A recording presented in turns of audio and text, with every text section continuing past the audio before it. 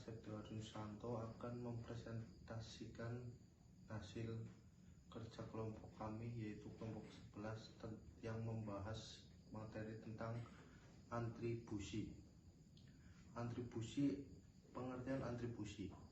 Atribusi adalah sebuah teori yang membahas tentang upaya-upaya yang dilakukan untuk memahami penyebab-penyebab perilaku diri dan orang lain. Pengertian atribusi menurut para ahli yang pertama yaitu menurut Gleitman pada tahun 1999 yang mendefinisikan bahwa atribusi sebagai proses di mana seseorang menentukan penyebab suatu perilaku. Lalu atribusi ini merupakan sebuah proses yang rasional karena kehadiran atribusi dalam kehidupan sosial tidak dapat dihindarkan. Lalu setiap hari manusia yang hidup secara rasional akan dihadapkan pada berbagai bentuk perilaku yang dia amati dan terjadilah atribusi tersebut. Lalu yang kedua, atribusi adalah memahami perilaku diri sendiri atau orang lain dengan menarik kesimpulan tentang apa yang mendasari atau melatar belakangi perilaku tersebut. Nah, ini menurut Myers dalam Sapaan tahun 2011. Jadi kecenderungan memberi atribusi ini disebabkan oleh kecenderungan manusia untuk menjelaskan segala sesuatu atau sifat ilmuwan manusia, termasuk apa yang ada di balik perilaku orang lain. Atribusi tentang diri sendiri.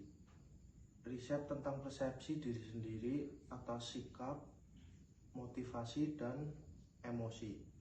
Sikap, motivasi, emosi. Schechter pada tahun 1962 telah mengambil pendekatan persepsi diri berdasarkan emosi. Nah, yaitu menyatakan bahwa persepsi terhadap emosi kita itu bergantung pada tingkat rangsangan fisiologik yang kita alami. Nah, lalu dari ciri kognitif yang kita terapkan seperti marah atau senang. Untuk sampai kepada ciri kognitif, kita meninjau perilaku kita sendiri itu serta situasinya. Contoh, jika secara fisiologik kita itu terangsang dan menertawakan suatu pertunjukan komedi yang ada di dalam televisi, bisa disimpulkan itu bahwa kita sedang senang. Tetapi jika kita membentak seseorang karena seseorang itu telah mendorong kita di jalan dan keadaan di jalan itu tadi itu sedang ramai, dapat disimpulkan bahwa kita itu sedang marah. Jadi, pada setiap kasus perilaku dan interpretasi kita tentang keadaan akan melengkapi kita dengan ciri kognitif yang memungkinkan kita untuk menginterpretasikan pengalaman intern kita mengenai rangsangan emosi. Kesalahan atribusi. Beberapa jenis bias itu adalah: 1. Bias kesalahan atribusi. 2. Bias menghibur diri, self-serving bias, dan menghakimi diri, self-defeating. 3. Bias menghibur diri, self-serving bias. Selanjutnya yaitu atribusi dan konflik. Atribusi bisa menyebabkan konflik dengan orang lain atau munculnya sebuah pertengkaran. Tapi, atribusi juga bisa menyelesaikan sebuah konflik.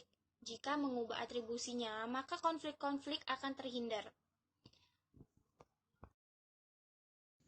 Selanjutnya, intimasi. Intimasi adalah suatu hubungan antara individu. Hubungan ini berawal dari sebuah interaksi antar individu yang semakin lama sehingga menimbulkan sebuah perasaan ketertarikan antar individu. Selanjutnya yaitu ketertarikan. Pengertian ketertarikan ini adalah sebuah fenomena yang dialami oleh setiap orang di dalam kehidupannya. Terkadang ketertarikan ini berawal dari sebuah proses interaksi antara individu yang satu dengan individunya yang lain. Di dalam proses itu juga, individu menemukan sesuatu yang menjadi faktor ketertarikan di dalam menjalani hubungan. Adapun asumsi mengenai faktor ketertarikan itu, yang pertama yaitu ketertarikan yang berawal dari sesuatu yang tampak. Nah, ini bisa berupa fisik yang dilihat dari lawan kita. Lalu yang kedua itu ada kesamaan di dalam sikap. Nah, ini menjadi dasar untuk kita saling tertarik. Lalu yang ketiga ada kedekatan. Nah, kedekatan antara personal dalam menjalani sebuah hubungan tentunya akan membuat seseorang merasa tertarik dengan lawan kita.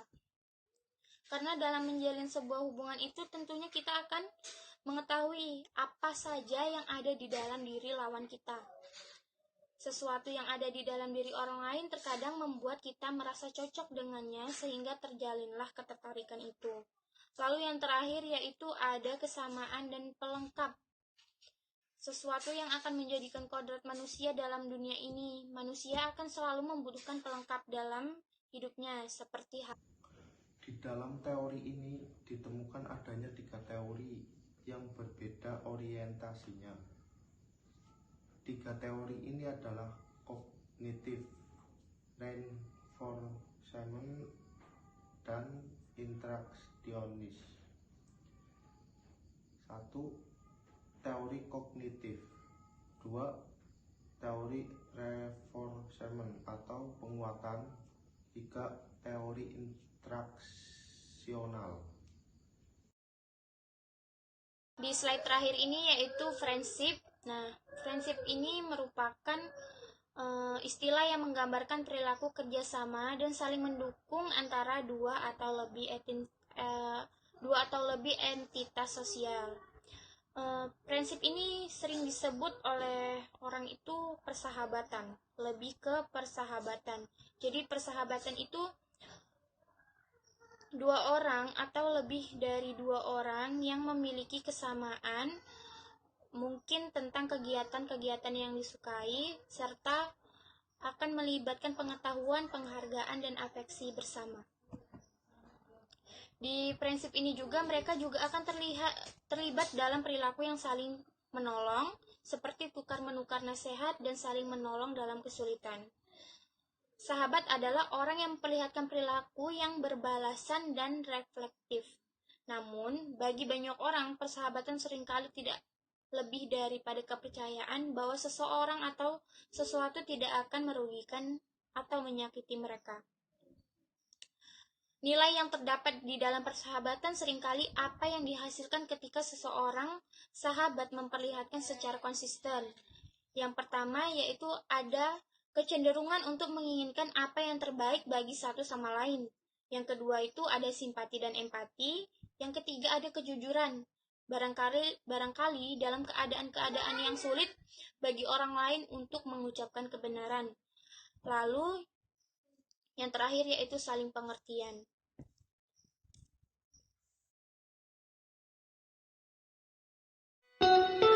Time flies by when the night is young. Daylight shines on an undisclosed location. Bloodshot eyes looking for the sun. Paradise delivered and we called it a vacation. You're painting me a dream that I wanna belong in. Over the hills and far away, a million miles from LA, just anywhere away with you. I know we've got to get away, someplace where no one knows our name. We'll find ourselves something new. Just take me